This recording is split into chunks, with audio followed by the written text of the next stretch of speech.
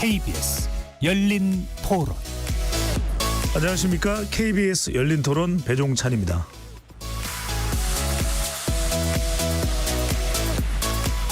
이번 금요일에는 매번 금요일이죠. 이번 주 극격주로 진행이 됩니다. 지적 호기심에 목마른 사람들을 위한 전방위 토크, 줄여서 지목전 토크로 꾸며드립니다. 오늘은 도서관의 날이기도 하고요. 오는 18일까지 도서관 주간이라고 합니다. 정부의 국민 독서 실태 조사에 따르면 2021년 기준으로 우리 국민 성인의 독서율은 47.5%로 국민의 절반 이상이 1년에 책 한 권도 읽지 않고 있다는데요. 흔히 독서를 마음의 양식이라고 하지만 실제는 그렇지 못한 것으로 보입니다.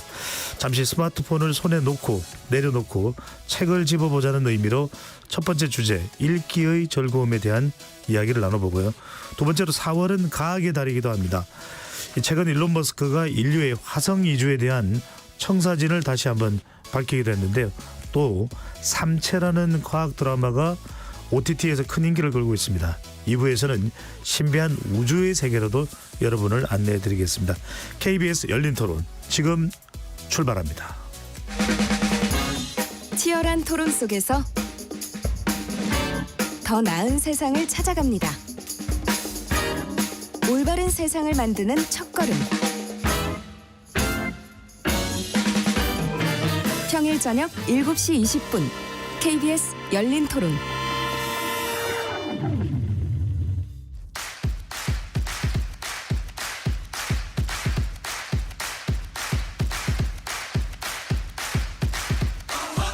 지적 호기심에 목마른 사람들을 위한 전방위 토크, 지목전. 지목전 토크, 오늘 함께 하실 네 분 소개합니다. 나라를 걱정하는 물리학자, 건국대 물리학과 이종필 교수 나오셨습니다. 안녕하세요. 이종필입니다. 규정을 거부한다, 손정혜 변호사 함께하고요. 안녕하세요. 손정혜입니다. 네, 세상을 바라보는 날카로운 시선, 만화가이기도 하고 평론가이기도 하고 김원식 대중문화평론가 자리하셨습니다. 네, 안녕하십니까. 김원식입니다. 네, 훈훈한 인상을 가진 분입니다. 소설 쓰는 변호사세요? 정지우 작가 나오셨습니다. 안녕하세요. 정지우입니다. 네, 변호사이기도 하신 거죠?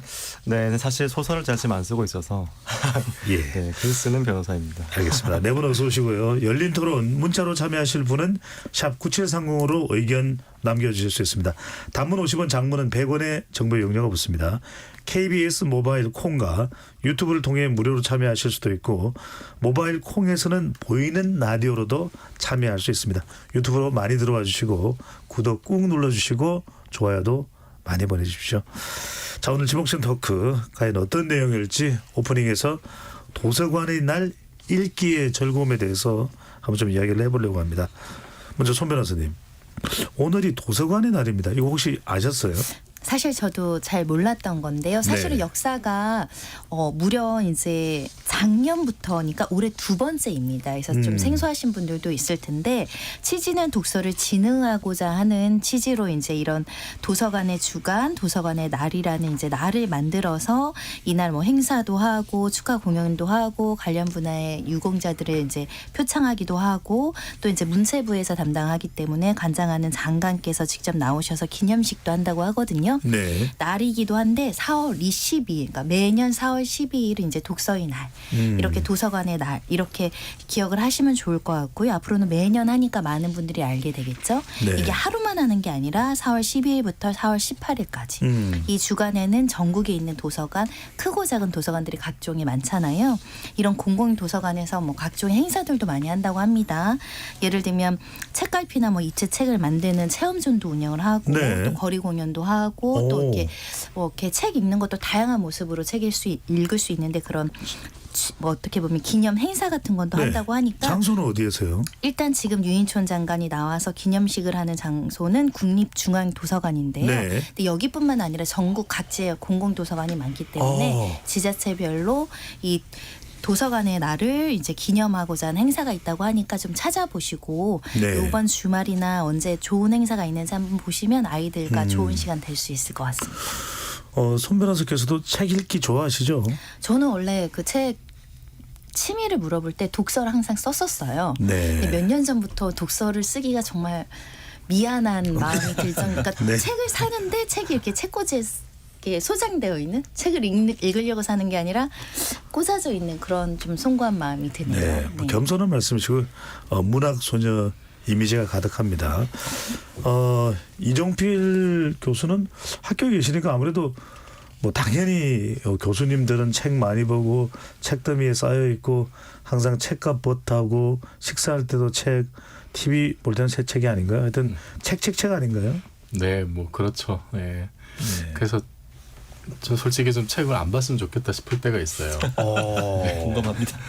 최근에 특히 이제 좀 다른 원고 작업하느라고 예. 관련된 책을 이제 너무 많이 보다 보니까 원고 작업할 때는 책을 이제 서너 권 이렇게 펼쳐놓고 이렇게 왔다 갔다 하면서 살펴보고 뭐 관련된 논문도 뒤적거리다가 예. 그렇게 뭐 한 몇 주 정도 그렇게 작업을 하고 나면은 일단 그 책 자체를 보기가 좀 싫어요. 뭐 텍스트로 된 문장을 읽는 게 너무 좀 그 자체가 좀 스트레스. 예. 제가 지난 겨울 방학 때 좀 그런 책을 워낙 많이 읽는 사람 읽게 되는 사람의 또 고통이기도 하군요. 그게 그냥 이렇게 제가 재밌어서 이렇게 읽으면 상관이 없는데 일을 하기 위해서 이렇게 막 좀 고된 노동 비슷하게 해서 읽다 보니까 예, 지난 겨울에 좀 그렇게 고생을 좀 했었거든요. 그래서 네. 올 봄에는 좀 책을 약간 좀 멀리하고 싶은 생각이 좀 들긴 합니다. 네. 근데 멀리하겠다. 네.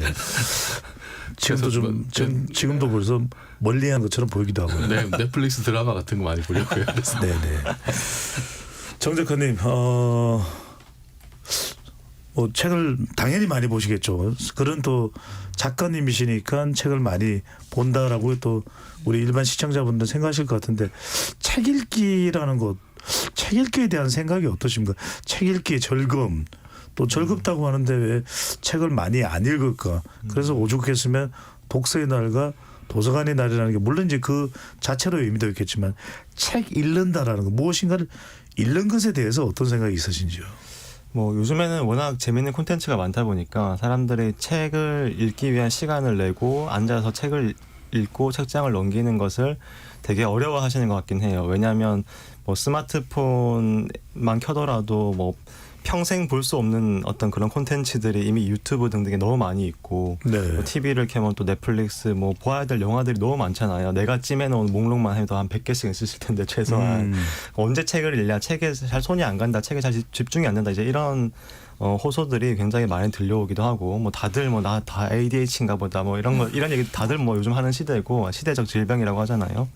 그런데 저도 역시 마찬가지거든요. 그래서 뭐 SNS도 하다 보니까 뭐 알람이 뜨면 또 보게 되기도 하고 또 어디 이메일 안 왔나 뭐 또 넷플릭스 키면 너무 재밌는 게 매번 나오고 저는 개인적으로 이제 그 애니메이션을 좋아해서 뭐 귀멸의 칼라 이런 거 나오면 이제 또 밤새서 보거든요. 네. 그러니까 너무 볼 게 많은데 사실 그런 와중에 그래도 저는 하루에 밤에 한 2시간 정도 책을 읽으려고 하는데 그래도 그런 와중에 끄고 의지를 발휘해서 결단을 해서 책장을 넘기면 그 순간이 너무 평화롭고 좋아요. 막 이렇게 막 뭔가 알람을 쫓아가는 약간의 뭔가 스트레스와 긴장감이 싹 사라지면서 그 순간이 아마 하루 중에 제일 평온한 순간이 아닌가.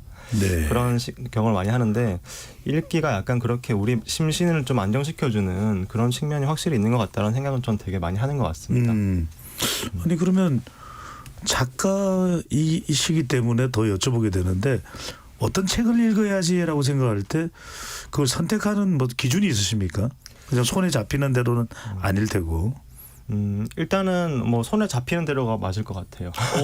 그래서 뭐 특별한 기준은 없는 것 같고. 오답인 줄 알았는데 정답이네요. 네, 정말 훌륭한 정답이신 것 같은데, 전 실제로도 뭐 이렇게 뭐 어제도 이제 전국 사서 교사님들 대상으로 강의를 했었는데 학생들에게 뭐 독서 교육을 어떻게 해야 되느냐 이런 질문도 하셨었어요. 그러면 저는 일단 무조건 그냥 책이랑 친해지고 읽고 싶은 거 읽는 게 최고인 것 같다. 왜냐하면 저만 하더라도 초중고 때 판타지 소설밖에 안 읽었거든요. 그러니까 일단은 뭐라도 재밌는 거 읽으면 좋은 것 같고 지금도 마찬가지로 그냥 읽고 싶은 대로 그때그때 손가는 대로 어떻게 보면 분야의 정함 없이 저는 그렇게 읽고 있는데 좀 그런 것들이 오히려 이제 책에 대한 어떤 규정된 것이 없고 좀 책은 독서는 자유다. 약간 이런 마음이 있으면 더 독서가 편해지고 자연스럽게 접근하게 되는 게 아닌가 네. 생각이 듭니다.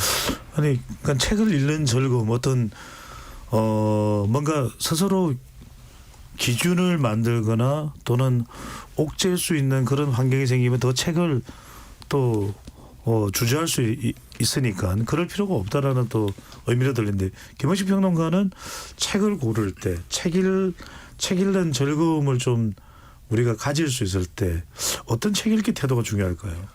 저는 우리가 이제 어렸을 때부터 이제 명작 동화, 뭐 고전 이런 거 추천받아가지고 읽잖아요. 근데 그게 사실 우리 독서 습관을 좀 망치는 게 아닌가라는 생각이 좀 들었거든요. 그래서 아까 이제 작가님께서 말씀하신 것처럼 닥치는 대로 읽는다는 건데 결과적으로는 저도 이제 아이를 보면은 먹을 것이 나오는 책을 굉장히 좋아하더라고요. 그래서 다른 분한테 좀 고민을 이제 이야기를 했어요. 우리 아이는 먹을 거 나오는 책만 읽어요. 그랬더니 그분이 이제 아이를 어느 정도 키우신 분인데 아니 먹을 거 나온 책이라도 읽는 게 얼마나 중요한데요. 그거 계속 읽다 보면은 더 확장이 됩니다. 이렇게 얘기를 하거든요. 그래서 결과적으로는 두 가지죠. 자기가 흥미있는 거지만 일상생활과 밀접한 것을 중심으로 해가지고 독서를 하는 게 굉장히 중요하다. 그러니까 거창한 어떤 담론이 아니고 네. 사상적인 측면이 아니다라는 점. 이런 점이 굉장히 중요할 것 같아요. 그래서 최근에 저 같은 경우는 야구의 나라라는 책을 읽었는데 그래서 이제 축구보다는 야구가 한국에서 굉장히 잘 됐어요. 그럼 그게 왜 잘 됐을까? 라고 이제 의문점을 품는 거죠. 그랬더니 결론은 좀 진중한 내용이었어요. 뭐냐면 1970년대 고교 야구가 열풍이었잖아요. 근데 그 고교 야구의 명문들이 다 이 우리나라의 그런 엘리트 계층으로 다 올라간 겁니다. 그러니까 이 의사결정자 엘리트층들이 야구를 굉장히 좋아하니까 심지어 제5공화국 때 이 프로야구가 출범할 때 청와대 수석들이 힘을 굉장히 많이 썼다고 그래요. 그러니까 굉장히 미시적인 야구라는 걸 가지고 우리나라의 어떤 정치, 경제 이런 것까지 풀어내는 이런 식으로 좀 쉽게 접근하는 책들이 무엇보다 중요하지 않나 이렇게 생각이 들어요. 그 자체로서도 즐겁고 또 정보도 얻어가는데 정지우 작가께 이것 좀 여쭤보겠습니다. 최근에 그럼에도 육아라는 책도 쓰셨네요. 감사합니다. 네. 네네. 아니 근데 뭐 육아와 관련이 있으세요? 그러면 전 지금 저희 아이가 우리나라 7살 내년에 학교 가는 나이인데 네. 7년간의 어떤 그 육아에 여러 가지 이제 어떤 고충도 있었지만 또 그럼에도 불구하고 되게 소중하고 또 좋았던 순간들이 되게 많았어서 그런 것들을 차곡차곡 좀 기록을 해왔었어요. 네. 그래서 이제 그런 것들이 좀 모이다 보니까 이건 이제 육아 에세이집으로 낼 정도가 됐다 해서 그럼에도 육아라는 책을 이제 출간하게 되었습니다. 예. 두 가지를 좀 그럼 여쭤보고 싶은데 네. 육아라는 것 그러니까 아이들이 자랄 때 책 읽는 거 참 중요한 것 같거든요. 네. 그리고 뭐 아빠가 엄마가 또 읽어주는 그 책의 감동도 굉장히 클 텐데 그럴 때 뭐 책을 특별하게 선택하는 기준 같은 게 있을 수 있습니까? 육아의 뭐 아이의 앞으로 또 성장과 또 지식을 뭐 위해서라는 그런 뭐 전제 조건이 붙을 수도 있을 것 같은데 특별한 기준이 있나요? 저희는 이제 밤마다 아이한테 책을 읽어줘요. 자기 전에 아내랑 같이 뭐 이렇게 번갈아 가면서 뭐 하루에 3권 이렇게 이제 항상 매일매일 읽어주는데 아이에게 책을 읽어줄 때 사실 저 개인적으로 제일 중요한 기준은 제가 재밌어야 되는 거죠. 그래서 이 그림책은 내가 봤을 때 되게 재밌어 보이는 그림책은 저는 골라요. 왜냐하면 제가 봤을 때 너무 재미없어 보이는 그림책, 막 교훈적인 그림책은 제가 읽어주기가 싫거든요. 그러면 결국에는 안 읽어주게 되기 때문에 뭔가 봤을 때 그림도 예쁘고 또 저는 뭐 마녀 이야기, 드래곤 이야기인데 흥미가 가거든요. 그러면 일단 부모가 읽을 때 좀 재밌어 보이는 그림책을 읽는 것도 전 중요하다고 생각을 하고요.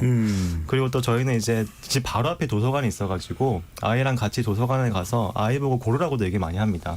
너가 돌아다니면서 그냥 그림이 마음에 들거나 고르고 싶은 거 아무거나 골라 그러면 이제 아이가 막 잔뜩 골라오면 그걸 이제 막 10권씩 빌려가서 읽어주기도 하는데 항상 좀 뭐 책을 읽어준다, 책을 읽는다, 본인이 읽는 것도 마찬가지인데 일단 재밌어야 되고 호감이 가야 되고 그렇지 않고 우리가 뭐 억지로 읽어야 된다, 뭐 요즘 다 읽는 책이니까 나도 읽어야 된다 이런 거 안 읽으면 안 되는 거 아닌가 이렇게 접근하면 저는 책이라는 게 영원히 더 싫어지기만 하고 좋아지는 것으로부터는 더 멀어진다고 생각을 해요. 아, 네.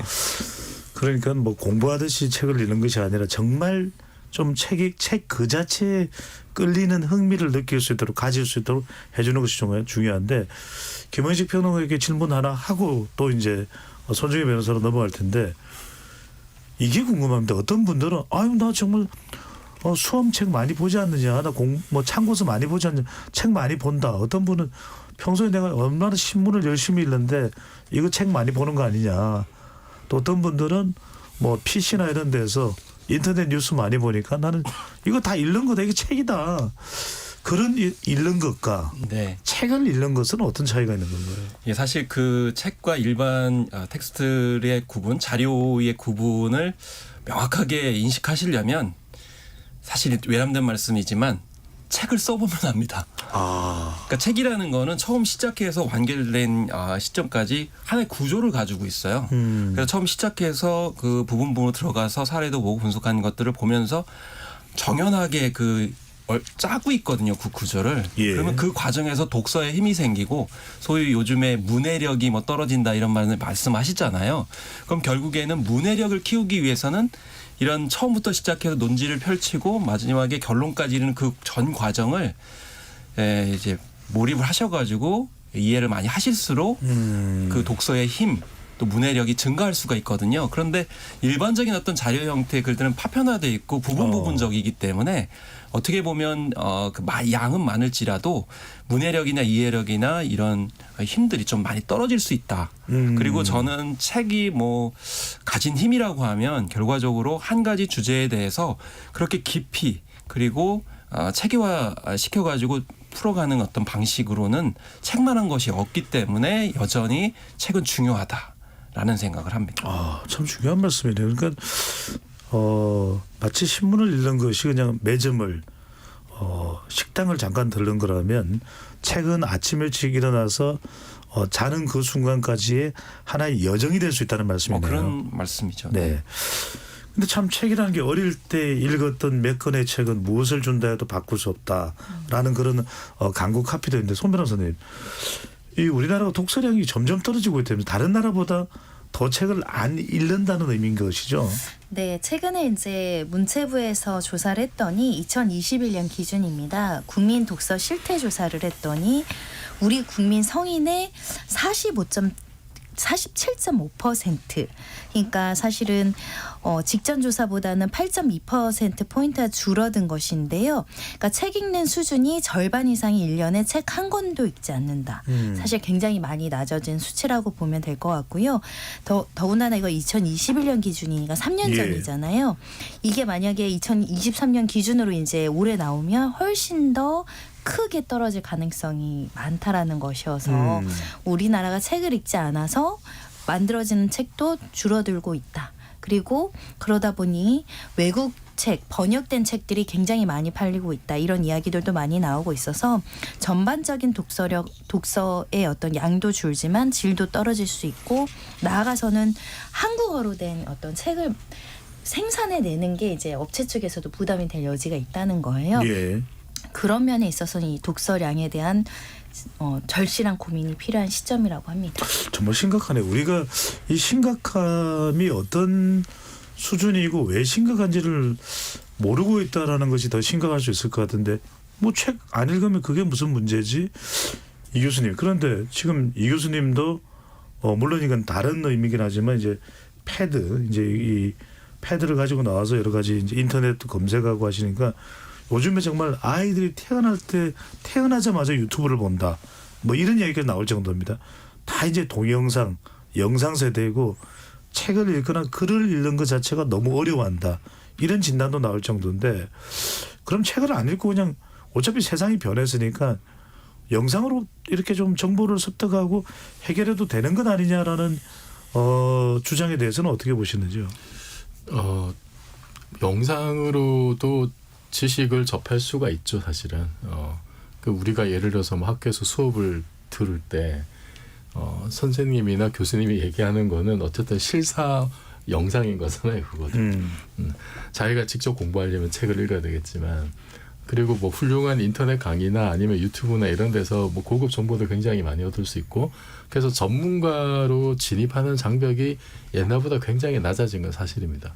그래서 그것의 효용성을 우리가 무시할 수는 없다라는 생각이 들고, 하지만 영상 콘텐츠와 그 어떤 자기완결적 구조를 갖춘 어떤 책의 그 어떤 그 밀도라든지 이런 거는 상당히 좀 다르거든요. 그러니까 뭐 가장 큰 차이점을 얘기를 하자면은 아까 우리 그 김원식 평론가님도 말씀하셨지만, 책은 어떤 텍스트 중에서도 가장 그 완결성이 높은 구조물이거든요. 하나의 구조물. 그냥 단편적인 어떤 지식들의 쇼츠 영상이나 아니면은 짧은 단편적인 어떤 텍스트나 이런 거는 거기에 비하면 말하자면 이제 천막 비슷한 거죠. 그러니까 천막에 살래, 아파트에 살래. 그럼 당연히 아파트로 가는 게 이제 맞는 거거든요. 자기의 어떤 지식 구조를 구성을 하는데 어느 쪽을 선택을 할 것이냐.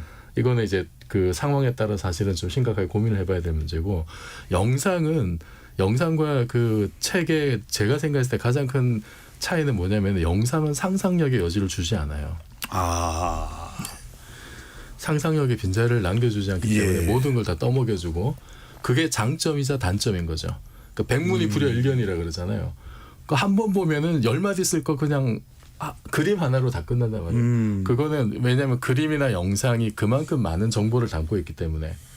그래서 그 보시면 텍스트 파일은 용량도 크지 않아요, 컴퓨터에서. 영상 파일은 어마무시하잖아요, 용량이. 그만큼 정보가 많이 들어가 있는 거예요. 정보가 많이 들어가 있기 때문에 효율적이죠. 그래서 비전문가도 영상 보면은 백종원 같은 음식을 만들 수가 있어요. 네, 그건 엄청나게 좋은 거죠. 좋은 거지만 상상력의 여지를 그만큼 줄여주는 겁니다. 똑같은 레시피가 재현될 뿐이지 독창적이기는 또 쉽지 않을 수도 있겠네요. 그렇게 못 가는 거죠. 빈자리가 없기 때문에. 그래서 출발점은 될 수 있으나 거기서만 머무를 가능성이 있는 거죠. 그래서 내가 발전하기 위해서는 상상력의 빈자리를 만들어줘야 되는데, 책은 그 상상력의 가능성을 무궁무진하게 열어주거든요.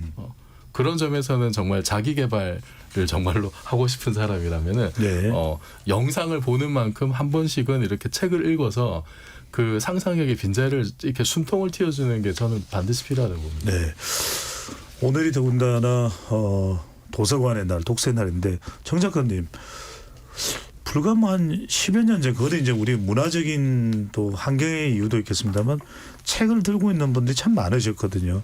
아니면은 신문이라도, 물론 이제 휴대폰의 또 도입, 또 다양한 이 전자기기들이 또 이제 도입이 됐고, 이런 이유도 있겠지만, 또 한편으로는 어떤 분들은 그런 이야기를, 책을 왜 읽어야 되냐. 뭐 KBS라는 방송도 영상 매체이기 때문에, 심지어 뭐 라디오도 사실은 뭐 글을 읽는 건 아니니까 책을 왜 읽어야 됩니까? 작가분께 사실은 제일 여쭤보고 싶어요. 네. 방금 이제 이정필 교수님께서 되게 좋은 말씀 많이 해주셨는데, 저도 기본적으로 공감되는 면이 되게 많았습니다.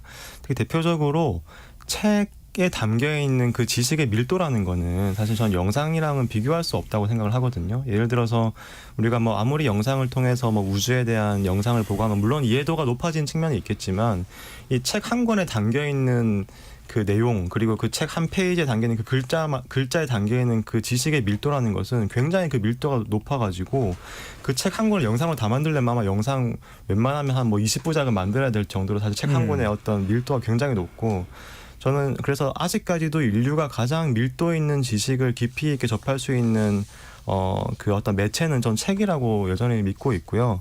뭐 실제로 우리가 서가에 뭐 다양한 분야의 책들을 쌓아놓고 그 책만 다 읽어도 웬만한 다큐멘터리 한 100편, 200편 보는 것 이상의 어떤 지식이 거기에 담겨 있기 때문에 우리가 또 어떻게 보면 굉장히 또 간편하게 적은 시간을 들여서 정말 깊이 있는 많은 지식을 접할 수 있는 게 책이라는 생각도 들고요.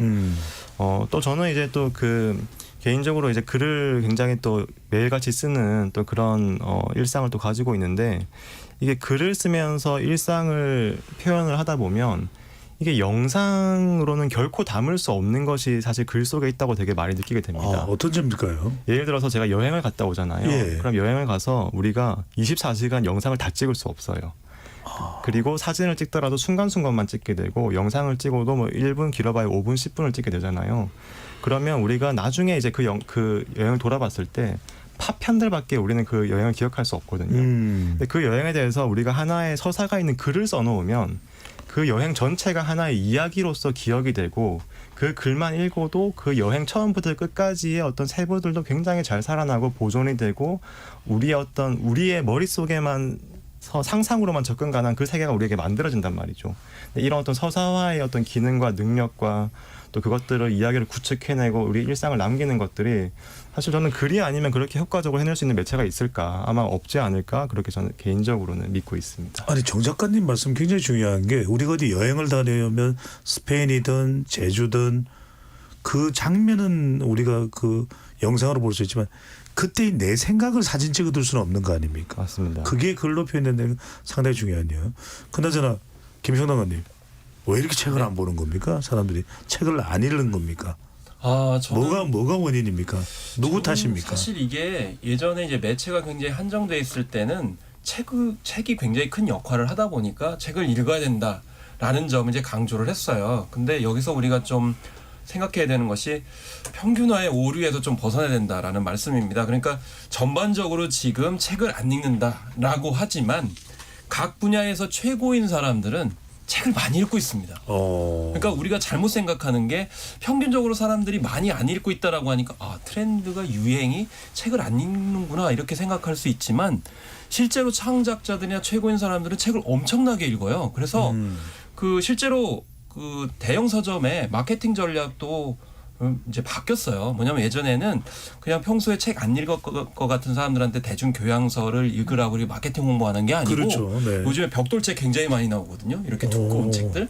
그럼 결국엔 그 분야에 관심 있는 사람들 대상으로만 책을 내는 전문 출판사도 있을 뿐더러 그런 책을 중심으로 해서 계속 소식을 알립니다. 그러니까 관점을 바꿔야 되는 거예요. 최고인 사람들은 여전히 책을 읽고 있고 정지우 작가님 말씀하신 것처럼 그만한 어떤 매체가 없기 때문에 여전히 유효하다라는 관점에서 접근하면 저는 책 읽는 분들은 계속 읽고 거기에 또 학부모님도 관심을 갖고 이렇게 견인할 수 있다고 저는 생각을 합니다. 지금 다수가 아니라 책을 통해서 자신의 정보를 축적하고 또 전문성에 대한 정보를 얻는 쪽으로 트렌드가 바뀌어가고 있는 거 아니냐. 근데 그렇다 하더라도 어린 학생들은 손 변호사님 분명히 이제 책 읽기에 대한 습관을 들이는 것도 중요한데 저는 이것도 궁금해요. 이따가 이제 정 작가께도 여쭤보려고 하는데 어떻게 이렇게 생각할 수도 있거든요. 필요한 정보? 아니 녹색창에 들어가서 또는 구땡에서 찾으면 되지. 뭘 그렇게 처음부터 끝까지 다 읽어. 비효율적이야. 이럴 수도 있는데 더군다나 학원 가랴. 넌 공부 잘해야지. 너는 저 대학 가야 되지. 이 대학 가야 되지. 책 읽을 시간이 아이들이 있을까요? 녹색땡 굿땡도 안 들어가요. 네. 영상으로 검색합니다. 텍스트 설명도 안 봐요. 요즘 애들은 정말 시각화에 익숙하기 때문에 그 시각적인 영상도 속도가 느려요. 빨리빨리가 우리나라도 하니까 그걸 1.5배, 2.0으로 보는 게 아이들의 특성입니다. 그러니까 근데 책은 굉장히 곱씹으면서 천천히 읽게 되는 거고 생각을 해야 되고 하니까 속도가 느릴 수밖에 없죠. 그래서 지금 아이들은 사실은 진짜 책 읽을 시간이 없는 친구들도 많고 또 책 읽는다고 하더라도 몰입도 면에서는 이 게임이라든가 영상이 쇼츠 같은 거 막 손으로 넘기면서 보는 그게 또 익숙한 친구들 같은 경우는 책은 굉장히 조금 재밌기에는 굉장히 많은 시간이 소요되는 이제 물건이 돼서 읽는 애들은 읽는데 안 읽는 애들은 점점 더 책과 멀어지는 것은 맞습니다. 특히 우리 정지우 작가님처럼 밤에 이렇게 읽어주고 이런 아이들 이런 집은 또 TV도 없어요. 이런 집은 또 핸드폰도 늦게 줘요. 이런 집은 또 게임도 늦게 깔아줘요. 근데 그게 이제 일찍부터 그렇게 안 된 집들은 벌써부터 책과 게임 중에 대다수 아이들은 게임을 선택하게 되니까 사실은 점점 더 어린아이들로부터 책 읽는 문화가 사라지고 있고 그래서 학교에서는 굉장히 열심히 책을 읽게 합니다. 학교에 아. 오면 책 읽기 하고 독서 기록장 열심히 쓰면 상 주고 그리고 엄마들이 학원을 왜 보내요? 그러면 책 한 권이라도 읽잖아요. 일주일에 딱 책 한 권을 읽히기 위해서 뭐 논술하랑 무슨 국어 해가지고 많이들 보내거든요. 그러니까 사실은 엄마들도 책이 너무 소중하고 좋은 지식의 창고고 나도 책을 읽고 자라서 이렇게 많은 경험이 있어서 읽으려고 하지만 지금의 어린 친구들은 정말 유혹이 너무 많은 환경이다. 그리고 우리가 유행이 빨라서 어른들도 그렇잖아요. 재밌는 거 막 봐야 되는데 시간은 부족하니까 컨텐츠를 소화하느냐고 또 예전에는 베스트셀러가 10개가 나오면 그나마 한 5개들은 다 이렇게 본다라는 편이었는데 요즘에는 베스트셀러가 만화도 있고 영화도 있고 뭐 드라마도 있고 볼 게 너무 많아지니까 다 못 보는 시대인 것 같기도 합니다. 네. 사실 우리가 정보를 습득하거나 또는 접촉할 수 있는 어떤 내용들이 워낙 다양해지다 보니까 책 읽기가 이제 조금 뒷전으로 밀려난 거 아닌가 이런 생각 드는데 정 작가님 그럼에도 불구하고 또 황석영 작가는 그동안 문단에서 오랫동안 활동하던 작가님 아닙니까? 네, 맞습니다. 그런데 이제 철도원 3대가 북커상 후보로 올라가 있고 또 이제 북커상은 한강 작가로 유명한데 책 읽기 참 안 하는 지금 우리 상황인데 그래도 글을 잘 쓰는 작가들은 상당히 또 우리가 대한민국이 또 보유하고 있다는 생각이 듭니다. 정지우 작가도 곧 또 상 타시겠죠? 이런 현상은 어떻게 봐야 됩니까? 책 독서는 참 안 하는데 좋은 작가는 그래도 꽤나 많이 있다. 이걸 어떻게 봐야 될까요? 저는 일단 그 K 콘텐츠가 아무래도 전 세계적으로 받아들여진 현상과 또 우리나라 이 K 문학이 또 어느 정도 세계의 호소를 가지는 것들이 연관성이 분명히 있다고 생각을 해요. 자연스럽게 이제 전 세계가 우리나라의 뭐 음악이나 뭐 BTS나 뭐 오징어 게임 같은 드라마와 영화, 뭐 기생충 이런 것들에 관심을 가지는 것처럼 당연히 저렇게 재밌는 훌륭한 콘텐츠를 많이 만드는 나라가 또 어떤 문학을 만들까 자연스럽게 관심을 가지는 건 너무 자연스러운 일이라 생각이 들고요.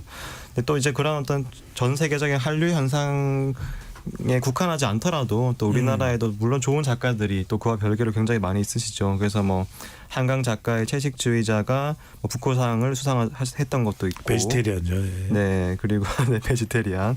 네, 그리고 이제 황석영 작가님께서 이번에 후보에 오른 것도 있고, 또 우리나라에서 한때 이제 굉장히 화제가 됐던 베스트셀러 소설이 이제 황보름 작가의 어서 오세요 휴남동 서점이라는 책이 있습니다. 이게 뭐 어떤 전자책 플랫폼에서부터 굉장히 많이 화제가 됐고, 사실 이제 어떻게 보면 전통적인 어떤 그런 문단에서 배출한 그런 작가라기보다는 이제 이 소설로 굉장히 화제가 됐던 그런 작가님이신데 또 이제 이 소설이 일본 서점 대상에서 번역 소설 부문 1위에 선정이 돼서 또 이제 일본에서도 굉장히 이제 화제가 되고 있다고도 하고요. 그리고 이제 이금희 작가가 이제 아동문학 분야에서는 안데르센상 최종 후보에 올랐을 정도로 사실 우리나라의 다양한 문학들이 또 이제 전 세계적으로 관심을 받고 있기도 하고. 사실 우리나라가 전 세계 어떤 문학 그 구도에서 약간 소외되어 있다는 인식들이 계속 있었지만 그럼에도 불구하고 우리나라 내부에서는 그 어떤 뭐 문단 내부에서 뭐 특히 한국 시 같은 분야는 정말 전 세계 시 문단이 다 멸망해 가던 와중에도 우리나라 시 문단은 공고하게 존재해 왔었거든요. 그런 것처럼 또 한국 문학의 저력도 있고 그런 면에서 또 우리나라 또 작가들이 전 세계적으로 발굴되는 그런 시대에 있지 않나 생각이 듭니다. 아까 K 콘텐츠 이야기도 했지만 이런 우리의 어떤 문화 저력 자체가 다시 또 이제 책을 부흥시킬 수 있는 또 디딤돌이 동력이 될 수 있지 않을까 생각이 드는데 이정표 교수님, 우리 책을 이제 해외에 번역하고 알리고 최근에 이제 그런 사례들이 참 많습니다. 그것도 상당히 또 새로운 산업 영역으로서 중요할 것 같고 또 인쇄된 종이로의 책뿐만 아니라 사실 전자책 같은 경우는 언제든지 또 소비가 어디서나 24시간 가능하니까 그런 것도 새로 우리가 좀 팔로를 개척할 수 있는 그런 또 모멘텀이 되지 않겠습니까? 네, 국내에서는 아직 좀 체감적으로 전자책에 대한 어떤 수요나 옛날보다 많이 늘었습니다. 네. 좀 그렇게까지 많이 이렇게 확장이 아직 된 것 같지는 않아요. 외국에 비해서는. 그래서 이게 사실 국내가 전반적으로 독서 시장이 크지가 않거든요. 그래서 이제 글 쓰는 작가들이 먹고 살기가 굉장히 힘들어요. 그게 좀 약간 좀 악순환을 만드는 좀 그런 요인이 되고 있습니다. 뭐 예를 들면 과학서 같은 경우는 그 시장이 뭐 몇천 명 될까 아. 말까 이러거든요. 근데 이제 일본 같은 경우는 뭐 인구도 많긴 하지만 거기는 책을 많이 읽는 문화가 있어서 흔히 말하는 덕후 문화도 있고 네. 그래서 어떤 이상한 분야나 장르든지 간에 그거를 소화할 수 있는 소비층이 한 10,000명 가까이 이제 된단 말이에요. 그러면은 어떤 새로운 콘텐츠들이 나왔을 때 1차적인 소비가 이루어지고 순환이 이루어지는데 예. 한국에서는 좀 괜찮은 콘텐츠, 좀 색다른 콘텐츠가 나오더라도 이것이 유통이 되는 진입 단계가 상당히 좀 낮아져 버려요. 워낙 시장 자체가 좁아서. 그래서 아예 우리 K-팝이 성공한 게 국내 시장이 좁으니까 해외로 나가는 거잖아요. 그렇죠. 그런 면에서는 사실 뭐 이게 뭐 전자책의 형태가 됐든 다른 번역도 형태가 잘 돼서 됐든 그죠. 이제 요즘은 이제 번역도 뭐 옛날보다는 좋아지고 인공지능 기술이 더 좋아지고 있으니까 그런데 저는 좀 기대를 좀 걸어보고 있어요. 그래서 특히 그 한류 때문에 한국어에 대한 접근성이 옛날보다는 상당히 좀 낮아졌습니다. 낮아졌고 한국이라는 자체가 지금 브랜드가 되고 있기 때문에 아까 우리 정 작가님 말씀하셨듯이 한국에서 만드는 콘텐츠 전반에 대한 관심이 좀 많아졌고 그래서 콘텐츠만 괜찮다면은 어떤 형태로든 좀 그 국내에만 머무르지 않고 외국으로 뻗어나갈 수 있는 그런 기회는 많지 않을까. 제가 알기로는 이제 국내에서 쓴 어떤 좀 약간 좀 전문적인 내지는 이제 뭐 과학과 관련된 대중서나 이런 예. 것들도 뭐 해외로 번역돼서 많이 호평을 받고 있는 걸로 알고 있거든요. 네. 앞으로 그런 기회가 더 많이 열리지 않을까 싶습니다. 알겠습니다. 문자와 콩앱으로 많은 청취자분들이 책에 대한 또 사랑, 또 책을 읽어야 되는 이유에 대해서 의견을 많이 보내주고 계십니다. 김진희님께서 저도 종이책을 읽을 때는 마음이 편안하고 행복해요. 어떤 책이든 읽는다는 것 자체가 정신 건강에 좋은 것 같습니다. 서태웅님은 아무리 스마트폰이 일상인 요즘이라지만 책은 꼭 읽어야 합니다. 책이랑 담쌓은 사람들과 대화하다 보면 말이 통하지 않을 때가 많다는 걸 느낍니다. 8024님 11년째 대구 달성 군립도서관 목요 아침 독서 모임을 하고 있습니다. 책을 통해 마음 치유도 하고 좋은 인생 친구들도 만났습니다. 도서관은 고급진 놀이터입니다. 김 회장님 그래서 여쭤보고 싶은 게 대구 달성 군립 이 도서관에서도 관련된 좋은 독서 운동을 하고 계신 것 같아요. 지역마다 또 이 북스타트 그러니까 말 그대로 책 읽기의 즐거움 관심을 더 가질 수 있는 이런 활동들 정부의 지원도 좀 많이 있어야 될 것 같은데 이걸 좀 더 현재 실태가 어떤지도 뭐 그 개괄적으로 좀 포괄적으로 말씀해 주시고 이게 어떻게 활성화시키려면 어떤 방안 네. 있을까요? 일단 지금 책에 대한 인식은 많이 높아져가지고 지금 주변에 둘러보시면은 도서관이 옛날보다 많이 생겼습니다. 그래요. 작은 도서관이 특히 많이 생겼거든요. 그런데 이제 사실 그 도서관은 많이 생겼는데 책 구입 비용은 상당히 또 거기에 미치지 못합니다.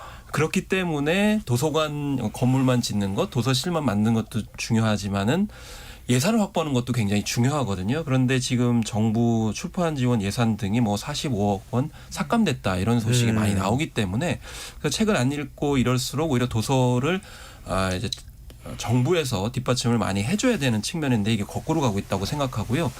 또 제가 한 가지 또 말씀드릴 부분은 뭐냐면 저자들에 대한 관심이 굉장히 높아야 됩니다. 예를 들면은 지금 2월 달에 한국출판산업문화진흥원에서 해야 되는 것이 우수 출판 콘텐츠 사업을 해야 되는데 이게 예산이 없어져서 그런지 지금 사업 공고를 안 하고 있어요. 이게 전국에 있는 지금 작가들이 다 기다리고 있는 사업이거든요. 그래서 그 이제 작가뿐만이 아니고 그 원고를 출판하는 출판사까지도 지원해 주는데 뭐 300, 500씩 이렇게 지원해요. 근데 그게 전체 뭐 다른 예산보다 적어 보이지만 창작하는 사람들, 작가들, 출판사한테는 굉장히 오매불만 기다리는 그런 예산이거든요. 근데 집행이 지금 안 되고 있어요. 중요한 거는 책을 많이 읽게 하려면 제 개인적인 생각인데 정지우 작가님처럼 전 국민이 다 책을 써야 됩니다. 그러니까 우리가 작가라고 하면 따로 있는 것처럼 생각하지만 네네. 자기의 이야기를 책으로 쓰게 하면은 글쓰기 그리고 다독을 당연히 유도하게 되기 때문에 그래서 저는 전 국민이 작가가 되는 나를 위해 가지고 출판 예산 또 원고 지원 예산 이렇게 가면은 자연스럽게 저는 책도 많이 읽고 책도 많이 쓰고 국민들의 어떤 삶의 이야기들을 같이 나눌 수 있는 그런 사회가 되지 않을까 개인적으로 그렇게 생각하고 있습니다. 네. 정지 작가님 일부를 우리가 도서관의 날 읽기의 즐거움 이 우리가 주제로 이야기를 나누고 있는데 좀 시간을 넉넉하게 드릴 테니까요. 핵꿀팁을 좀 말씀해 주시죠. 책 읽기에 대한 즐거움을 가지게 하려면 그리고 글쓰기에 대한 자극을 가지게 하려면 어떻게 해야 됩니까? 이제 조금 전에 이제 그 우리나라 지금 출판 예산이 많이 삭감됐다 이런 말씀해 주셨는데 네. 실제로 제가 이제 동네 책방이나 동네 서점 대표님들을 좀 되게 친하게 지내는 분들이 여러 분 계신데 너무 힘들다 그래요. 왜냐하면 사실 우리나라에서 지금 동네 책방의 어떤 수익 구조라는 게 책 팔아서 뭐 1,500원 남겨가지고 그걸로 먹고 사는 게 아니었거든요. 대부분의 경우에 이 동네 서점이나 동네 책방들의 어떤 그 수익 구조라는 거는 어떤 뭐 독서 모임을 한다거나 그 안에서 그래서 약간 정보 지원을 받아서 혹은 뭐 저자 북토크를 한다든지 이런 식으로 그 동네에서 하나의 문화 공간 역할을 하면서 어떤 약간 커뮤니티 사업 형태로 이제 많은 수익을 창출하면서 그 동네에서 굉장히 중요한 어떤 하나의 문화 공간으로서 역할을 점유해왔던 게 우리나라 동네 책방들입니다. 근데 이제 또 그런 동네 책방들이 자생하기 위해서 또 정부의 그런 지원금들도 굉장히 많이 도움이 됐던 것도 사실이었거든요. 근데 이제 그런 것들이 좀 많이 삭감이 되면서 되게 많이 어려워들 하시는데 제가 이 말씀을 왜 드리냐면 저는 책 읽기도 그렇고 책 쓰기도 그렇고 우리의 어떤 고정관념 속에서는 우리가 마치 혼자 하는 것처럼 생각을 할 수가 있잖아요. 그래서 책 읽기 당연히 혼자서 아무도 없는 고요한 곳에서 정말 뭐 어떤 교도소 독방 같은 데서 네, 칩거에서 네, 사방이 흰벽밖에 없는 곳이나 네. 아니면 뭐 다산 정약용처럼 유배 가서 하는 게 책 읽기고 책 쓰기도 무슨 루소처럼 섬에 들어가서 혼자 쓰거나 아니면 뭐 절에 가서 혼자 쓰는 게 책 쓰기다라고 많은 분들이 약간 고정관념을 갖고 계신데 저는 전혀 아니라고 생각하거든요. 오히려 책 읽기라는 것은 혼자 읽었을 때보다 책 읽고 나서 좋아하는 사람들과 함께 그 책에 대해서 이야기할 때 그 즐거움이 엄청나게 커집니다. 왜냐하면 이 책 한 권을 다 읽는데 우리가 보통 한 대여섯 시간, 10시간까지도 걸리고 그게 어떻게 보면 이제 하나의 성취감을 주잖아요. 책 한 권을 다 읽었을 때. 근데 그 성취감을 다른 누군가와 공유하면서 서로 다른 관점에서 그 책을 읽은 어떤 소감들을 나누기도 하고 네. 그래서 저는 이 독서 모임, 특히 어떤 동네 책방, 뭐 도서관에서 하는 그런 여러 가지 독서 모임들이 정말 우리 어떤 읽기에서 중요한 그런 부분을 차지한다 생각을 하고요. 네. 저는 글쓰기도 마찬가지로 생각을 합니다. 글쓰기도 우리가 혼자 쓰는 게 아니라 함께 쓰는 거죠. 그래서 내 글을 주위 사람들이 보여주기도 하고 솔직한 감상도 들어보면서 아 나는 아무 생각 없었는데 이렇게 읽는구나 이런 거 좋다고 하는구나 그런 반응도 서로 나눠가면서 이제 글을 써나가고 글쓰기라는 게 원래 소통을 위한 거 아닙니까? 책도 네. 그렇고 어떤 자폐적으로 혼자 있는 게 아니라 모든 게 소통을 위한 건데 그 소통의 어떤 뭐 핵심으로서 뭐 핵꿀팁이라고 하셨는데 예. 결국엔 사람이 있다는 거죠. 사람과 소통과 만남이 있다는 거죠. 그래서 그런 쪽으로 우리가 좀 생각을 한다면 이 독서 문화, 글쓰기 문화도 좀 많이 달라질 수 있지 않을까 그런 기대를 가져봅니다. 네. 작가이셔서 그런가요? 달변이시네요. 네. 함께 하면 됩니다. 책 읽기도 가능해지고 글쓰기도 가능해집니다. 자, 로고 듣고 2부로 돌아오겠습니다.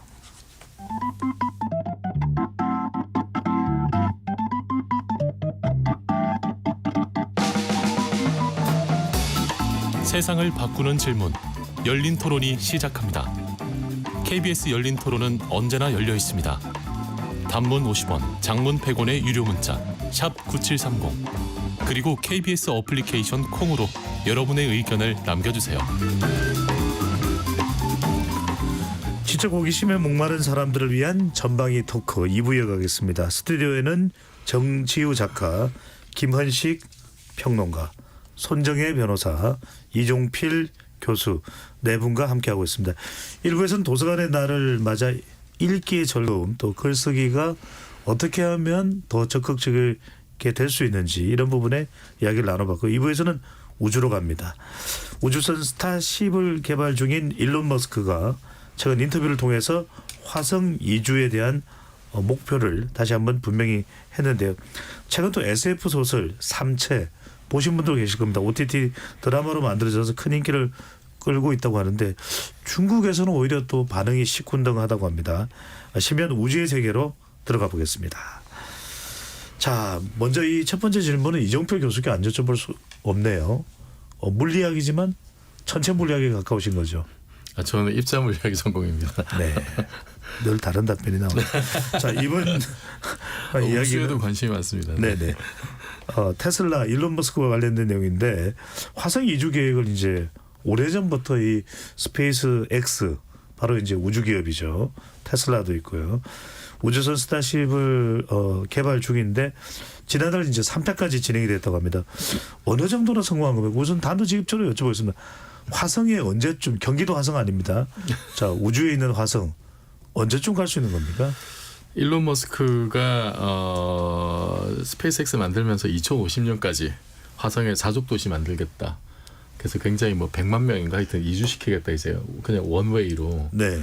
이런 구상을 그 오래전에 이제 얘기를 한 적이 있었고 최근에 4월 8일 날 그 구 트위터 자기가 인수한 X 지금 X죠. 네. 거기 인터뷰한 거 보니까 무인 우주선 스타쉽 지금 이제 스타쉽 개발하고 있는 거 그걸로 5년 안에 화성에 도달하게 하고 7년 안에 그럼 2031년쯤 되죠. 예. 그때까지 인류가 처음 화성에 착륙하도록 하겠다. 사람이.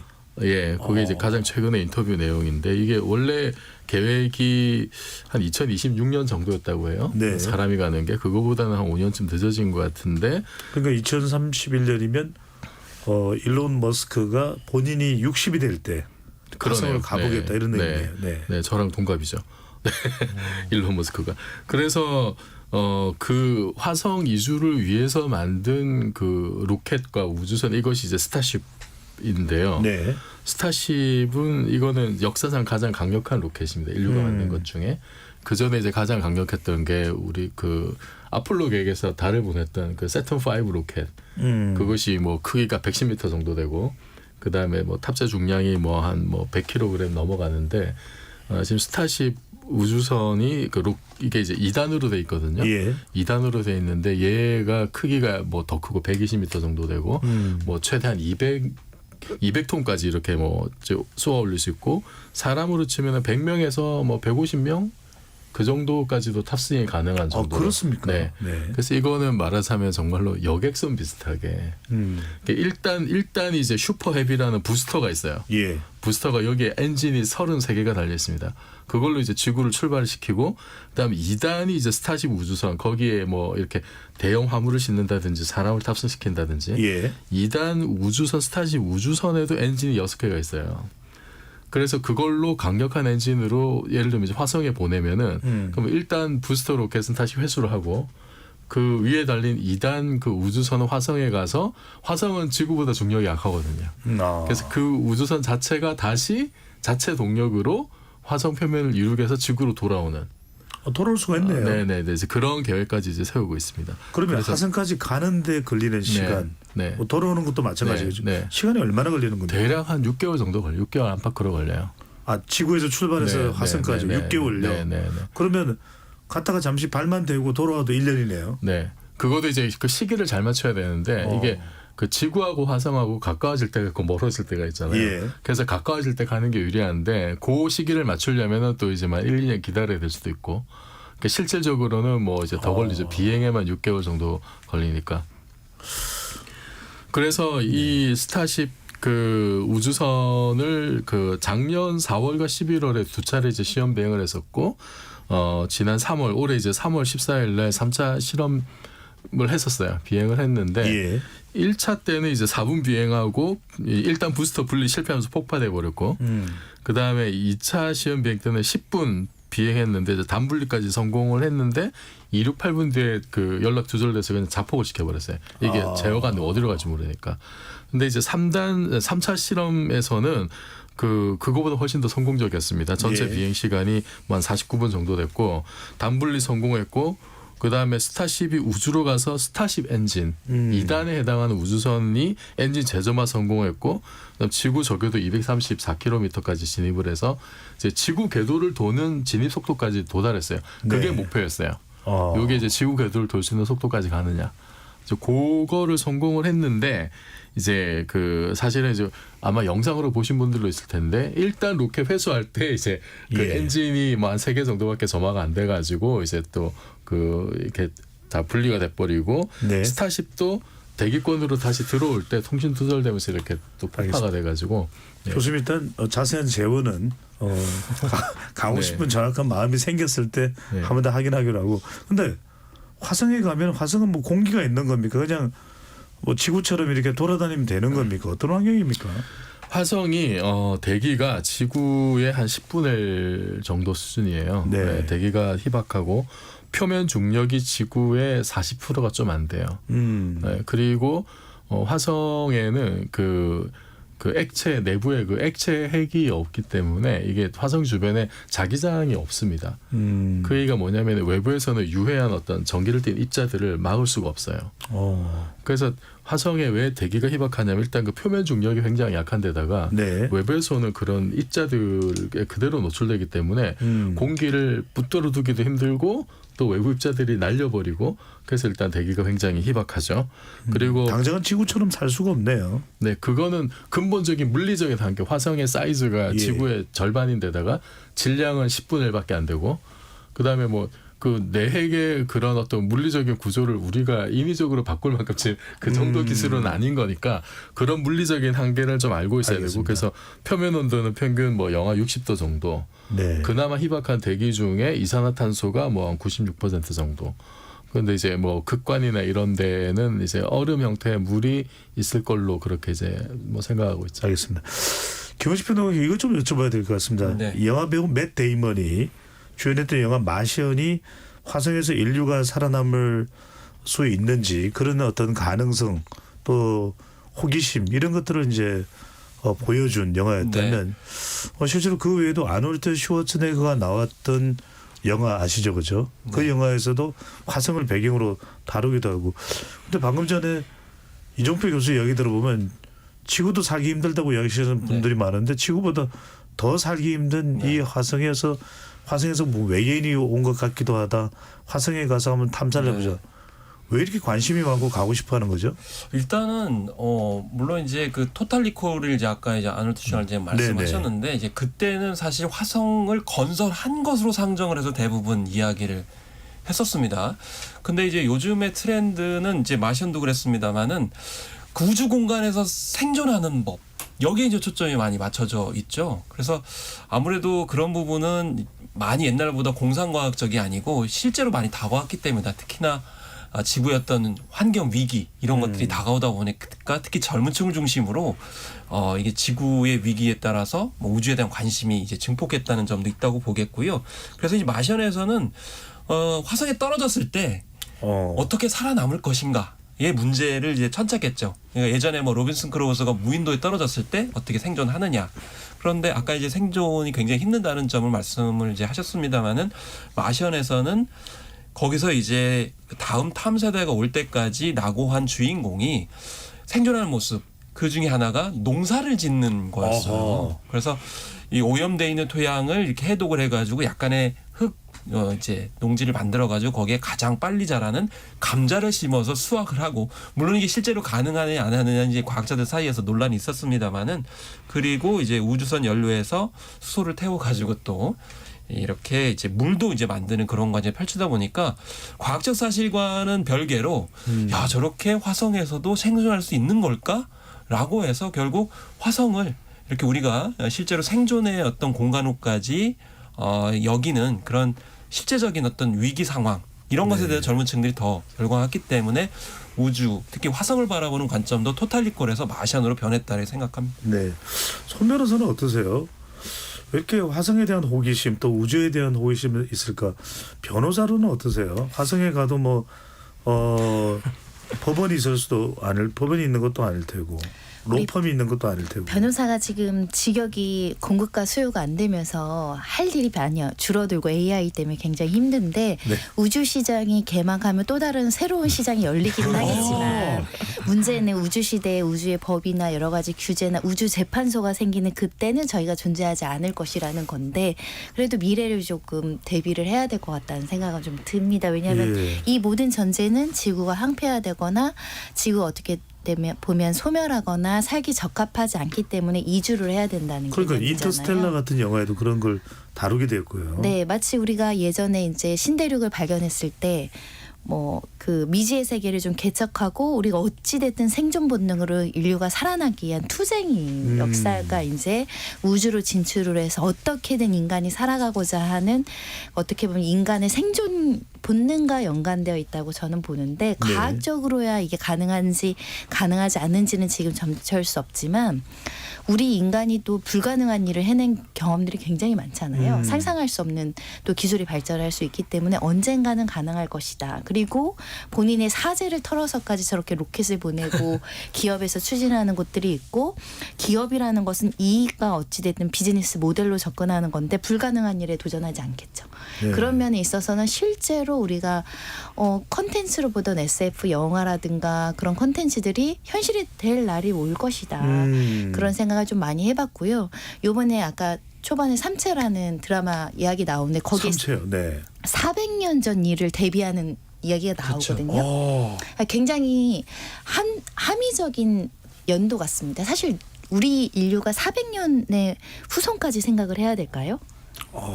근데 그걸 대비해야 되는 게 또 인류의 과거의 역사였기 때문에 우리도 하다못해 100년 뒤일까지 우리가 지금 준비를 해야 될까 하지만 400년 전에도 우리의 자식과 자식들은 살아갈 세대이기 때문에 네. 400년 뒤에는 화성에서 살 수 있잖아요. 우리 후손들이.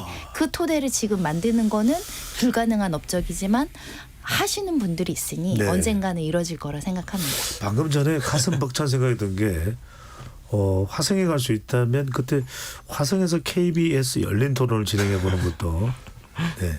정지우 작가는 웃고 있습니다.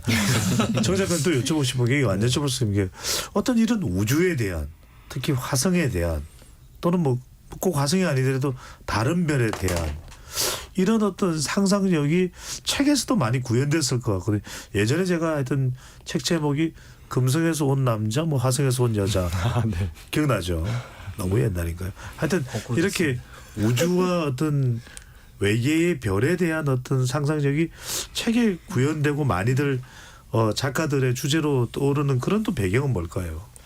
뭐 아무래도 요즘에 SF 소설의 어떤 전성기라고 할 정도로 뭐 우리나라에서도 지금 SF 소설이 굉장히 많이 나오고 있고요. 뭐 전 세계적으로도 마찬가지인데 또 저는 뭐 개인적으로 SF 영화를 굉장히 좋아하기도 합니다. 왜냐하면 그 어떤 우주의 고요한 분위기 뭐 이런 것들 특히 뭐 그 조지 클루니 감독도 하고 주연도 했었던 미드나잇 스카이 같은 영화는 이 어떤 지구의 그 멸망을 어떤 전제로 한 그런 영화인데 너무 저는 어떤 인상 깊게 봤었거든요. 근데 그런 수많은 SF 소설들도 그렇고 뭐 화성의 이주 이런 것들도 그렇고 저는 상당히 어떤 근본적인 배경이 있다면 좀 우리 지금 지구의 기후 위기와 깊이 연결되어 있지 않을까 그런 생각을 굉장히 많이 하게 됩니다. 뭐 최근에 뭐 기후 우울증이라고 해서 뭐 젊은 세대들이 어차피 지구 50년 뒤에 멸망하는 거 아니야 이런 우울증을 굉장히 앓고 있기도 하다고 해요. 그렇게 이제 실제로 뭐 저가 뭐 책 이야기를 하셨으니까 제가 굉장히 재밌게 읽었던 책 중에서 이제 핫타임이라는 책이 있었습니다. 핫타임요? 네, 뜨거운 시간인 거죠. 누가 저자? 이제 어떤 세계적인 기후학자인 그 모집 라티프라는 기후학자가 쓴 책인데요. 이제 우리 뭐 그런 책이 이 책에 이런 얘기가 나옵니다. 지구 역사 속에서 우리가 지금 경험하는 이런 기후 변화 같은 일은 단 한 번도 없었다. 이런 식의 어떤 급격한 기후 변화는 우리 지구 역사상에 처음이고 지금 2045년이면 지금 한 20년밖에 안 남았죠.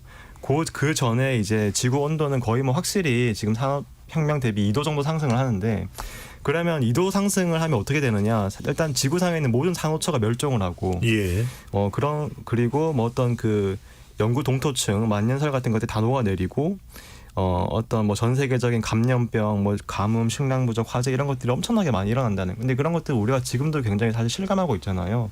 뭐 올해도 아마 여름에 되면 TV에 보면 올해 또 남극 온도가 최고점을 경신했습니다. 이게 분명히 나올 텐데, 뭐 어떤 킬라만자로 산에 뭐 어떤 그 빙하가 다 녹아내렸다든지 이런 것들 되게 실감하고 있는데 사실 사람들이 이 기후 변화가 우리 인생에 비해서는 좀 느리게 오는 것처럼 느껴지지만 또 심층적으로는 이것이 정말 우리가 어떤 저항할 수 없을 정도로 심각한 문제로 다가오고 있고 그런 우리가 근데 굉장히 전쟁이든 뭔가 심각한 문제가 우리 인생에 다가올 때 사람들이 가장 많이 하는 행동은 저는 상상이라고 생각을 해요. 그렇습니까? 그렇죠. 왜냐하면 도망갈 수 있으면 도망치겠지만 만약 도망칠 수 없다면 할 수 있는 건 상상밖에 없죠. 예를 들어서 어린아이들이 이렇게 뭐 힘든 그런 상황에 있을 때 뭐 부모가 학대를 할 때 혼자 방에서 어떤 굉장히 공상을 많이 하잖아요. 예. 그런 것처럼 어쩌면 지구도 위기가 다가오고 있고 그것을 또 많은 사람들이 이미 무의식적으로 알고 있기 때문에 상상을 많이 하는 게 아닐까. 네, 화성 이주든 뭐 SF든 우주든. 네, 저는 좀 그런 약간 묵시록적인 관점에서 네, 요즘에 SF적인 유행을 바라보고 있습니다. 또 이거 새로운 어떤 네. 소설의 뭐 창작의 주제가 되는 건 아닌가 싶은데 이 교수님 또 이거 안 여쭤볼 수 없습니다. 아까 손 변호사께서도 잠깐 언급해 주셨지만은 이 부분도 이제 우리가 우주 이야기니까요. 최근에 이 OTT 드라마가 큰 인기를 끌고 있습니다. 중국의 류츠신의 소설 삼체를 원작으로 하고 있는 드라마인데 외계인 문명 삼체인과 지구인이 교신을 하네요. 이것도 방금 전에 정 작가가 이야기한 것처럼 일종의 상상력 또는 묵시록적인 의미 이런 것. 근데 이게 삼체가 물리학 용어라고 그러는데 태양이 3개 뜨는 행성. 야, 이게 태양이 3개 뜨면 그래서 삼체인 겁니까? 예, 어떻게 되는 겁니까? 태양이든 뭐든 물리학에서 이제 영어로는 three body problem이라고 하거든요. 예.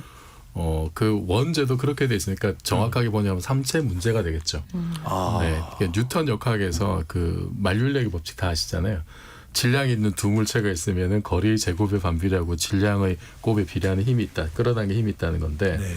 그 딱 둘이 있으면은 그냥 이 두 물체가 어떻게 운동하는지를 아주 깔끔하게 다 완벽하게 알 수가 있어요. 근데 거기 하나가 더 들어가면 3개가 되면은 이걸 이제 풀 수 없는 문제가 됩니다. 그래서 이걸 이제 삼체 문제라고 불러요. 그게 뭐 태양이 됐든 뭐가 됐든 질량이 있는 3개가 있을 때 이 1, 2, 3번이 서로 중력을 주고받는 이 관계를 뉴턴 역학을 풀어서 정확한 그 솔루션을 얻는 것이 불가능합니다. 네. 그것이 이제 삼체 문제로 알려져 있죠. 근데 이제 굉장히 특이한 경우 어떤 뭐 대칭성이 있다라든지 둘 중에 하나가 굉장히 가볍다라든지 뭐 이제 지구가 태양 주위를 돌고 있고 뭐 그다음에 이제 거기에 위성이 하나 굉장히 조그만 인공위성이 있는 경우 이런 좀 특이한 경우에는 이제 뭐 근사적으로 어떤 뭐 그 풀이를 구할 수가 있는데 일반적으로는 그럴 수 없다라고 하는 게 삼체 문제고 그거를 그 류츠신이 이제 거기서 모티브를 얻어가지고 그런 시스템에서 만약에 이제 행성이 하나 있으면은 그러면 이게 규칙적인 뭔가 이 일상이 이루어지지 못하잖아요. 아하. 그러면은 이제 과연 거기서 문명이 얼마나 고도로 발달할 수 있을 것이냐. 거기 있는 과학이 발달한 사람들은 그런 혹한 환경, 그러니까 안정적이었다가 불안정했다가 재난이 왔다가 이제 이런 상황들을 어떻게 극복할 것이냐에 대한 아이디어로 이제 풀어낸 작품이죠. 네. 삼체인 것 같습니다. 지금 이제 물리학적인 또 배경까지도 설명해 주셨는데 김원식 변호사가 이 드라마가 인기를 끄는 이유 또 이 드라마에서 가장 핵심적인 어떤 시놉시스 그러면 어떤 내용이 될까요? 일단은 앞서서 이제 설명하셨듯이 이제 이 삼체 환경에서 문명을 건설한 외계인이 존재하는 거죠. 그런데 이제 1960년대에 중국의 한 과학자가 교신에 성공을 하게 되는 거예요. 그런데 이 과학자는 그때 당시에 이제 중국에서 문화 대혁명을 거쳐가지고 일종의 이제 지구인들에 대한 환멸을 느낀 상태였습니다. 그래가지고 외계인과 교신을 해가지고 그러면 또 외계인들이 삼체의 그 환경에서 고도로 문명을 발전시킨 것 같으니까 지구에 와서 우리를 접수해줘라는 식으로 얘기를 하는 거예요. 네. 그 같은 사실이 이제 있게 되면서 보통은 잘 몰랐었는데 나중에 이제 시간이 지나고 나서 그 외계인을 영접하기 위해서 어떤 무리를 형성하게 되고 그걸 뒤늦게 정보기관에서 알게 된 거죠. 그래서 이 외계인을 불러들이고 거기 협조하려고 하는 무리 주인공 그룹이죠. 그다음에 그걸 막으려고 하는 정보 요원들의 싸움 그 사이에 과학자들의 고민이 있는 거예요. 그걸 이제 막으려고 하면 이제 과학자들의 전문적인 지식과 도움이 필요하잖아요. 예. 그 얘기들이 이제 펼쳐지는 것이 바로 드라마 삼체라는 작품입니다. 네. 정 작가도 이 혹시 삼체라는 드라마를 보시거나 뭐 책과 관련해서 내용을 알고 있는 게 있으십니까? 아니요, 저는 일본 만화만 보기 때문에 중국 영화는 잘 보지 않습니다. 네.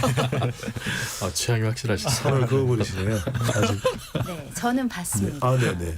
손정희 변호사는 이런 뭐 아직 안 보신 분들도 계시지만 그래서 뭐 내용을 다 이야기해달라는 말씀이 아니라 이런 과학적 상상력 사실은 일어날 것 같지는 않은 일일 수도 있는 거 아니겠습니까? 그럼에도 불구하고 많은 지금 시청자들이 열광하는 이유가 지금 우리가 우주에 가지는 일론 머스크를 통한 관심, 화성에도 대규모로 이주해야 되는 그런 척박한 상황이 지구에도 올 수 있다라고 하는 두려움, 어떤 이유일까요?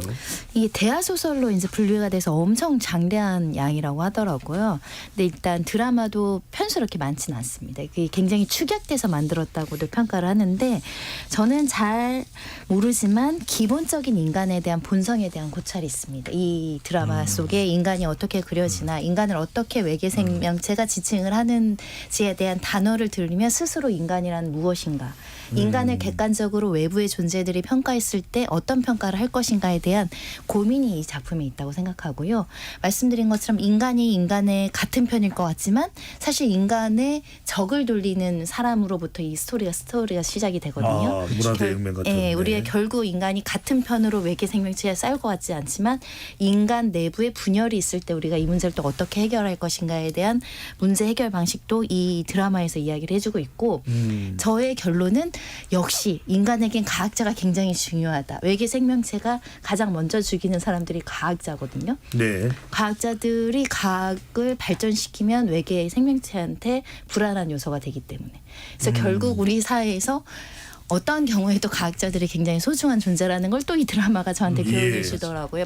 스토리는 스포가 될까 말씀 못 드리겠지만 굉장히 흥미로운 지점이 단순한 우주 소설이 아니라 인간에 대한 고찰을 하게 하는 작품이기 때문에 좋아하는 팬들이 있는 것 같습니다. 네. 이유는 모르겠습니다. 갑자기 이종필 교수의 존재가 굉장히 중요해지는 네, 그런 상황인데. 저 드라마 보면서 아주 뿌듯했습니다. 네. 네.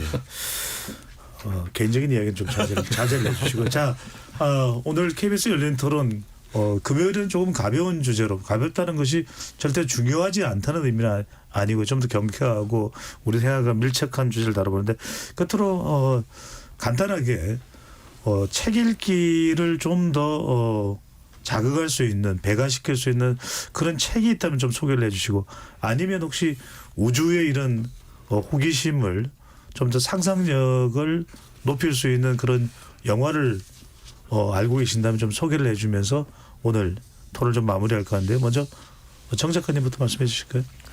뭐 많이들 알고 계시는 SF 작가일 수 있는데요. 저는 테드 창을 너무 좋아합니다. 네. 그리고 이 테드 창이 쓴 뭐 소설도 좋지만 그 소설들이 이제 영화화도 많이 됐는데요. 아, 그래요? 네, 그 중에서 하나가 이 콘택트라는 영화가 있어요. 그 이제 약간 뭐 문어 형태의 외계인들과 만나는 그런 영화인데요. 네. 전 이 영화를 너무 좋아하는 게 사실 이게 SF 영화들이 많이 그런데 SF적인 상상력을 어떤 외관으로 두고 있지만 실질적으로는 굉장히 인간 내면의 어떤 깊이 있는 그런 정신분석학적 관점이나 이런 것들 되게 많이 보여주는데 네. 이 콘택트라는 영화는 어떤 뭐 인간의 사랑 이런 알겠습니다. 것들을 느낄 수 있다는 점에서 굉장히 추천하고 싶습니다. 네, 손 변호사님 한 20초 내로 말씀해 주시면. 제가 이제 마흔에 있는 쇼펜하우어 이제 베스트셀러니까 목록에 있어서 읽어봤는데 제가 또 이제 40쯤 넘은 나이에 읽으니까 와닿는 게 많습니다. 우리 결국 중요한 거는 내 내면의 강인함과 중심, 내 자산을 성찰하는 게 굉장히 생존과 미래를 위해서 도움이 굉장히 많이 된다는 위로가 담겨있는 책이어서 저와 같이 40쯤에 계신 네. 분들이 읽으면 도움이 될 것 같습니다. 네, 이 교수님 15초. 저는 삼체를 책으로 한번 읽어보는 거를 추천해요. 저는 1권밖에 못 읽었는데 2권, 3권까지 저도 기회가 되면 읽어보고 싶고요. 오바마 네. 대통령이 삼체 책을 다 읽고 나서 세상 모든 게 하찮게 느껴질 정도로 굉장히 장대했다라는 평을 남긴 걸로 유명하죠. 네, 이제는 삼체를 읽어야 되는군요. 뭐 드라마도 나왔으니까 예. 이번 기회에 겸사겸사 한번 읽어보는 것도 괜찮을 것 같습니다. 알겠습니다. 김원식 변호사 10초요. 10초. 네. 어쨌든 영상과 컨텐츠에 압도되다 보시면 책의 소중함을 알 겁니다. 그래서 이런 점에 알겠습니다. 초점을 맞추시면 되겠습니다. 네, 네 분 말씀 잘 들었고요. 지금까지 KBS 열린 토론 배종찬이었습니다.